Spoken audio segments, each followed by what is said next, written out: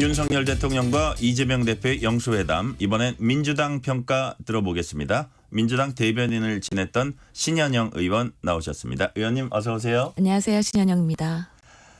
민주당은 이번 영수회담을 윤석열 대통령의 민심 수용 여부가 달린 시험대라고 규정한 바가 있습니다. 그 결과는 어떻게 평가하세요? 아직은 민심을 받아들이실 준비가 제대로 되어 있지 않구나라는 것을 확인하는 어제 영수회담이었지 않나라고 생각을 합니다.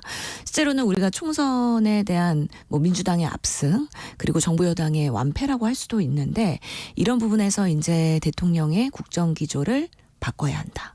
그리고 대통령이 달라져야 된다라는 국민의 엄중한 채찍이라고 그 결과를 받아들일 수 있죠. 그렇기 때문에 윤 대통령께서도 이 총선의 결과를 겸허히 수용하면서 야당 대표 만나겠다라고 해서 만들어진 어떻게 보면은 720일 만에 파격적인 계기가 될 수 있었는데요. 그럼에도 불구하고 총론적으로 봤을 때 큰 기대를 했지만 변화를 찾아보기는 어려웠다라고 생각이 듭니다. 네. 반면에 이제 대통령실 퀄리티 스타트다. 민심에 순응하는 과정이다. 협치의 첫 발걸음이다. 여기서 어떤 큰 결과물이 나왔다기보다는 그 만남 자체에 되게 의미를 부여했고요. 첫 술에 배부를 수 없으니까 대화 시작, 소통 물꼬 트는 측면에서 의미 있다. 이런 입장인데 그런 그 해석에 대해서는 어떻게 보세요? 아무래도 민주당도 소통을 처음 시작했다. 그래서 용산 대통령실이 국회와 거리가 20분이라고 하지 않습니까? 네네. 근데 거기까지 가는데 700일이 걸렸다는 거에 대해서 소통을 시작한 회담이다라는 거에선 큰 의미를 두고 앞으로도 자주 만나자고 하셨기 때문에 그런 부분에 있어서도 기대는 있습니다. 하지만 여전히 입장차가 명확하게 있는 평행선상의 대통령의 인식을 확인하는 자리였기 때문에 답답하고 아쉬워라고 이재명 대표도 평하신 거고요. 실제로 비공개 회담에서 윤통의 그 발언 시간이 85%. 그리고 민주당의 발언 시간이 15%라고 하지 않습니까? 그만큼 대통령께서는 보통은 업무 보고를 받으면은 상당히 일장 연설을 하신다고 해요. 그래서 경청을 하고 청취를 하는 대통령이 되셔야 되는데 여전히 본인의 생각과 주장을 피력하고 주입하는 대통령의 모습이 변화할 수 있을까에 대해서 의구심이 여전히 남아있다. 그래서 85대 15라는 숫자가 그런 부분에 있어서 대통령의 모습을 변화하고 있지 않다라는 반증하는 숫자가 있지 않나라는 또 생각도 해봅니다. 그 부분이 이제 대통령이 말을 많이 했다 이렇게 해석할 수도 있는데 또 그 제기된 모두 발언에서 제기된 그런 부분들에 대해서 또 설명을 하는 자리였다고도 그런 설명도 하더라고요. 예, 그래서 그 모두 발언에서의 여러 안건들을 이재명 대표께서 올렸기 때문에 건 바이 건으로 이제 대통령의 생각과 인식 그런 것들을 공유하는 자리이긴 했었지만 그럼에도 불구하고 경청의 자리였기 때문에 왜 최상병 수사의 특검이 필요한지 이태원 특검 특별법이 왜 통과되어야 되는지 이런 부분에 있어서 좀 더 경청하셨으면 좋지 않았을까. 물론 그 대통령실에서는 85대 15가 아니라 70대 30 이었다라고 얘기도 하더라고요. 그런 부분에서도 계속 대통령의 그런 설명과 상황 인식을 보면서 아직도 이렇게 아니하시구나 하는 면에서 좀 아쉽고 답답했다라는 우리 민주당의 평이 있는 것입니다.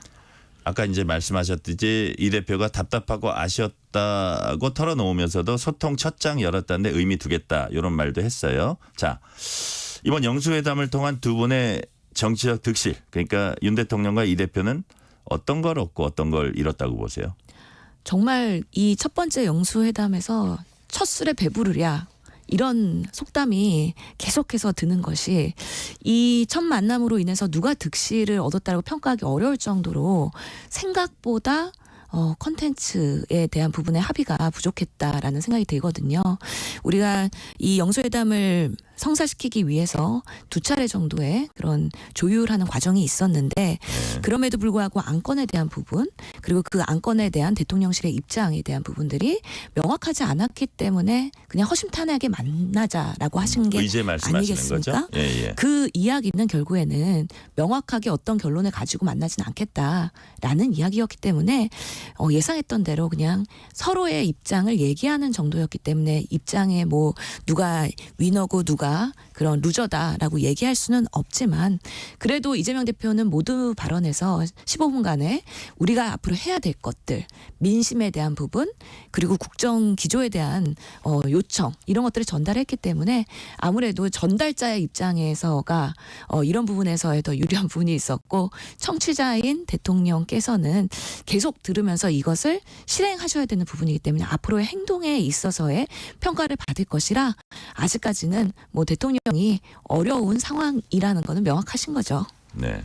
어제 이제 사람들이 눈길 끄는 장면이 A4 용지 한 10장 분량 두툼하게 이제 갖고 와서 그거를 한 15분 동안 다 읽은 거예요.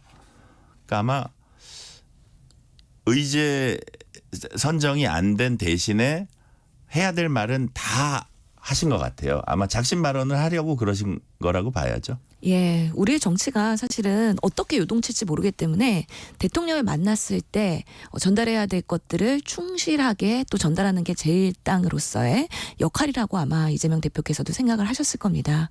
그래서 어떤 의제를 올릴까 뭐 여러 가지 그런 예측들이 언론에서도 많았는데 그런 부분에 있어서 한꺼번에 꼭 전달을 해야 되겠다라는 결심을 하고 오신 게 아닌가라는 생각이 들고요.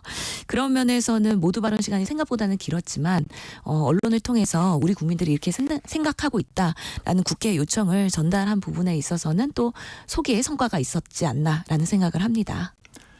우리가 이제 또 과연 저 얘기할까 부분 좀 관심을 모았던 게 김건희 여사 특검법 얘기를 할까가 관심이었는데 그걸 좀 애둘러서 간접적으로 언급은 했어요. 그 부분은 어떻게 보셨습니까? 예, 가족 등 주변인들에 대한 정리가 필요하다라고 예. 표현을 하셨잖아요.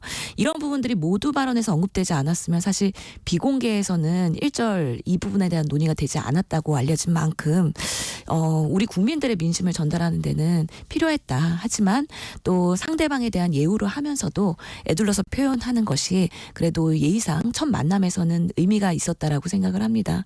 그만큼 이 김건희 여사에 대한 부분, 주가 조작에 대한 부분, 뭐 양평 고속도로와 이런 가족 간의 문제들 이런 것들에 대해서도 총선의 민심을 담아서 대통령께서 남은 3년에 대한 국정 운영을 잘 하시려면 그리고 국민의 신뢰를 지속적으로 받으려면 이런 부분까지도 잘 판단하셔서 깔끔하게 해소할 수 있었으면 좋겠다라는 저희의 바람인 것이죠. 네네.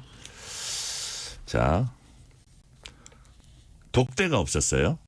그 예상할 때는 여러 명이서 3명씩 이제 배석하고 하다가 독대를 그래도 하지 않을까 했는데 독대가 없었습니다. 이 부분은 어떻게 보셨어요? 실제로 이번에 독대를 하자라는 사전에 논의가 없었기 때문에 아마 그런 면에서는 배석자들이 다 같이 있는 자리에서 네. 워낙에 안건이 많아서 비공개에서도 모든 안건을 다 논의하기 어려울 정도로 시간이 부족했다는 거 아닙니까? 네네. 그러면서 이번에 독대하기는 어려운 상황이었다. 하지만 여러 정책의장, 뭐 비서실장 그리고 수석 대변인까지 배석한 상황에서 대통령이 생각하는 국정 기조와 대통령의 업무 방식이 어떤 것인지에 대해서 다 같이 한번 우리가 관찰할 수 있는 계기였다는 것이죠. 네. 그래서 이번 뭐 2시간 15분의 그런 회담에 대해서는 다 같이 공유하는 자리였다라는 면에서 앞으로 22대의 국회를 운영하는 데 있어서 방향을 설정하는 데 참고가 됐을 거라는 생각이 들고요. 다만 헤어지면서 다음에는 뭐 전진석 비서실장도 독대로 하시는 거에 대해서 의견을 제안을 했던 예. 바가 있기 때문에 다음 형식에서는 독대로 할지 아니면 또 이렇게 배석자를 통해서 다 같이 좀 이야기할 수 있는 자리를 마련할지에 대한 그런 형식적인 컨셉에 대해서도 분명히 논의가 있어야 될 것 같다라는 생각이 듭니다. 지금 말씀하신 대로 정진석 비서실장이 저희 KBS 뉴스 9에 나와서 한 얘기예요. 그래서 자기가 이제 제안을 했다는 거예요. 다음에는 두 분이서만 만나시죠 했더니 좋다고 두 분이 끄덕여서 아마 잘 그렇게까지 말씀하셨기 때문에 다음에는 1대1 만남이 이루어질 것 같다.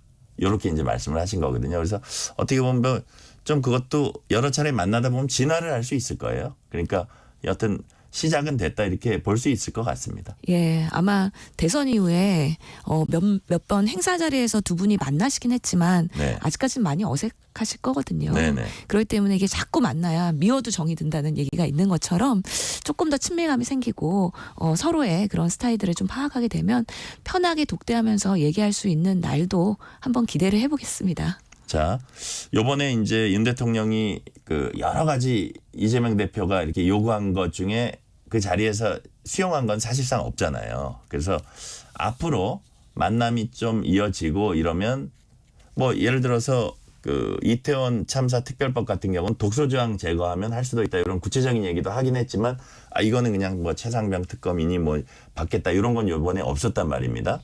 근데 이게 만남이 지속되면 어떤 포인트에서 좀 쉬운 거부터 이렇게 하나씩 수용할 수도 있다고 보세요.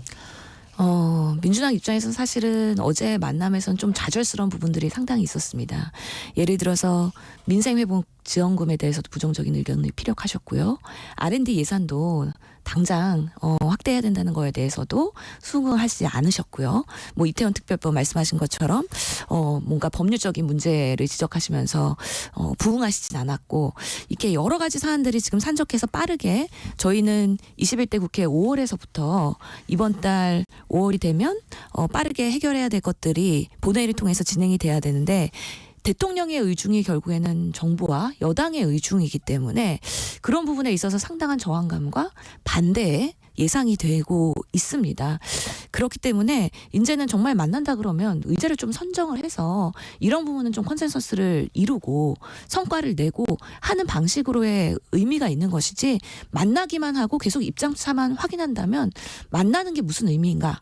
까지도 고민을 하게 될 수밖에 없는 것이거든요. 그렇기 때문에 다음 만남의 일정과 아마 형식에 대해서는 사전 논의를 통해서 조금 더 실질적인 성과를 낼 수 있도록 하는 데 있어서 대통령이 조금 더 변하셔야 된다. 그런 것들을 전제로 해야 저희도 만날 수 있지 않을까라는 생각을 하게 됩니다. 대화의 물꼬는 텄다면 그 다음에는 뭔가 결과물이 도출될 수 있는 회담이 돼야 된다. 그런 말씀이시죠? 그렇습니다. 국민들이 기대하는 만큼의 그런 부응을 하는 것이 영수회담이 되어야 된다고 생각을 합니다. 네. 최근 이제 공수처에서 관련 의혹 핵심 피의자들이요 최상병 관련 사건 관련해 가지고 소환 조사하는 등 속도를 내고 있습니다. 이 상황에서도 특검을 계속 해야 된다고 보세요. 예를 들어서 이제 수사는 진행되고 있는데 수사 결과를 그래도 좀 봐야 되지 않나 이런 의견도 국민의힘 쪽에서 있습니다. 최상병 특검은 꼭 진행을 해야 된다고 보고요. 실제로 이번 총선의 민심이 최상병 특검을 통해서도 나타났다고 저는 생각을 합니다. 많은 해병대와 그리고 당사자분들께서 정말 이 부분에 대해서 계속 선거 때도 피력을 하시면서 억울한 죽음 그리고 외압 수사에 대해서는 밝혀내야 된다. 또 이종섭 호주 대사의 그런 도주 이런 것들이 다 내면에는 이유가 있을 거라고 저희는 보이고요. 계속해서 언론에서도 이런 대통령실과의 부적절한 그런 관계와 소통에 대한 결과물로 이렇게 수사가 이첩된 거라고 알려져 있기 때문에 이제 공수처에서는 열심히 속도를 내고 이제 피의자 소환해서 이제 수사를 하고 있지만 그거조차도 최상병 특검을 대비한 할 수 있는 공수처에서의 최선을 다하고 있는 속도전이다라고 저희는 이해를 하고 있습니다. 그래서 5월 2일에 본회의가 아마 열릴 걸로 저희는 예상을 합니다. 의장님의 의지도 있는 상황이기 때문에 최상검 특검법부터 저희가 빠르게 통과시키고 또 일을 하는 2024년에 국회가 돼야 되지 않을까라는 생각을 합니다. 네네.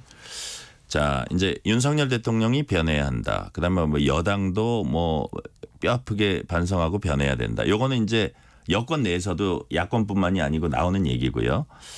근데 이제 반면에 의석수로 밀어붙이는 그 양상의 민주당의 강경 모드를 좀 바꿔야 하는 거 아니야 이런 지적도 있어요.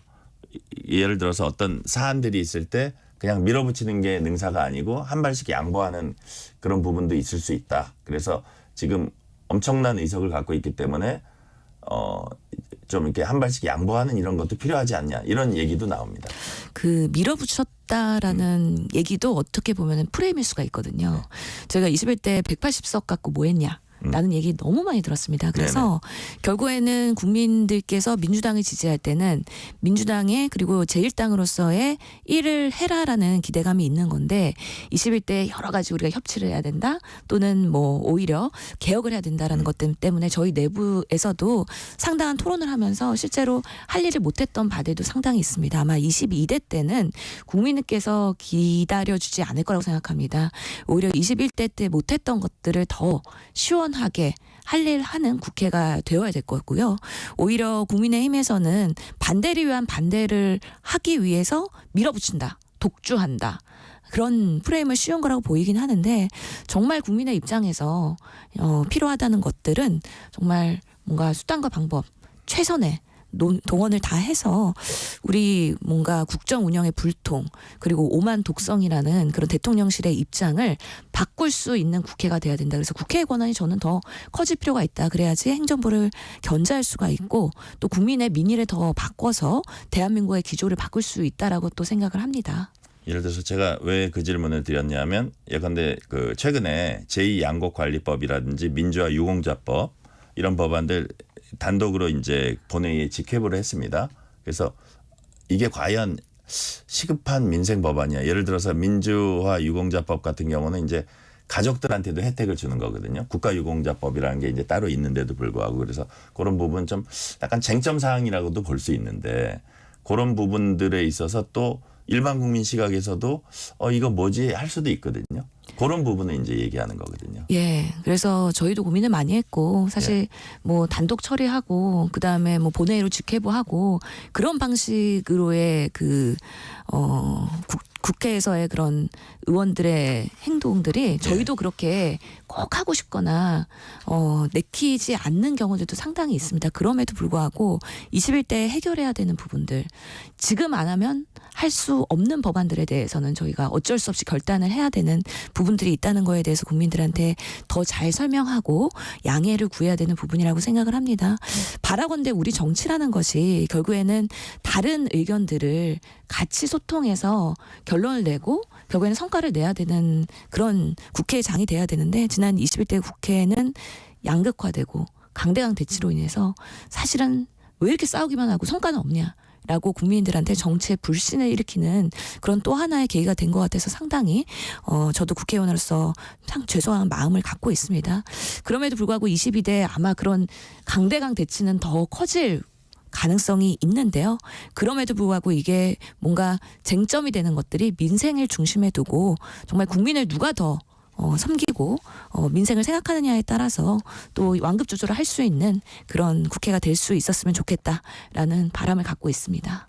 또 의원님 이제 전공 분야 살려서 의정 갈등 길어지고 있습니다. 해법 이렇게 짤막하게 한번 좀 설명을 해주신다면 해법은 어떤 게 있을까요? 지금 돌파구가 잘 보이고 있지는 않죠. 그리고 만성화됐기 때문에 이게 몇 년 갈 이슈라고 보입니다. 우선은 의료계와 정부가 대화를 시작해야 되지 않겠습니까? 네. 근데 테이블에도 앉지 않으려고 하는 이유는 정부와 의료계의 불신입니다. 그래서 해법은 우선은 그럼 다 내려놓고 신뢰를 구축할 수 있는 모멘텀을 만들어야 된다라고 저는 생각을 하거든요. 그럼 지금 정부가 젊은 의사들 대상으로 전공의 대상으로 행정처분하겠다. 또는 지금 의협집행부 대상으로 또 뭐 압수수색을 하거나 아니면 소환조사를 하거나 여러 가지 뭔가 수사에 대한 억압을 하면서도 대화하자. 이 양쪽에 그런 이중적인 태도를 갖고 있거든요. 그러면 행정처분에 대한 부분, 수사에 대한 부분을 잠시 내려놓고 대화를 하자라고 진정성 있게 다가갈 수 있는 변화된 모습이 있다면 저는 지금 의사협회 회장이 강경파라 하더라도 분명히 이 문제는 같이 해결해야 된다는 인식을 갖고 있을 겁니다. 그러면서 대화의 물꼬가 터질 수 있다라고 생각을 하고요. 필요하다면 뭐 의세 발언을 했거나 아니면 의사들을 악마화했거나 의사와 국민들을 갈라치게 했던 그런 잘못된 정부의 태도에 대한 반성, 사과 그리고 적절한 인사 조치까지 된다면 분명히 저는 물꼬를 틀 수 있는 계기가 만들어질 수 있다라고 생각을 합니다. 네. 이문택 그 차기 의협 회장은 이제 전면 백지화 안 되면 대화는 없다. 한 발자국도 못 움직인다. 그런 얘기를 하면서 어저께는 또 무슨 얘기를 했냐면 영수회담에서 이재명 대표가 의료개혁 반드시 해야 할 주요 과제고 민주당도 적극 협력하겠다 했더니 의대 증원은 정치권이 결정할 문제가 아니다. 이렇게 얘기했습니다. 이 부분은 어떻게 보세요? 예. 그래서 아마 의대 증원 숫자에 대해서 정치적으로 합의하는 거는 적절치 않다라는 얘기를 했을 거고요. 저는 최근에 그 이면택 회장의 취임식, 그러니까 의협 정기총회에 가서 당부를 드렸는데 의료개혁이 필요하기 때문에 의료개혁의 안을 오히려 의료계가 만들어서 선제안했으면 좋겠다. 항상 의료계의 불만은 왜 우리가 정부에 끌려가느냐. 이거든요. 그러면 의료계의 리더가 될 수 있다면 대통령도 안을 달라 그러지 않았었습니까? 그거는 의대 증원에 대한 부분에 대한 전반적인 것이고, 전체적인 예, 의료개혁. 의료 개혁에 대한 거는 제도와 예, 예. 시스템에 대한 부분이기 때문에 네네. 의료 개혁에 대한 필수 의료 붕괴를 어떻게 해결할 것이냐.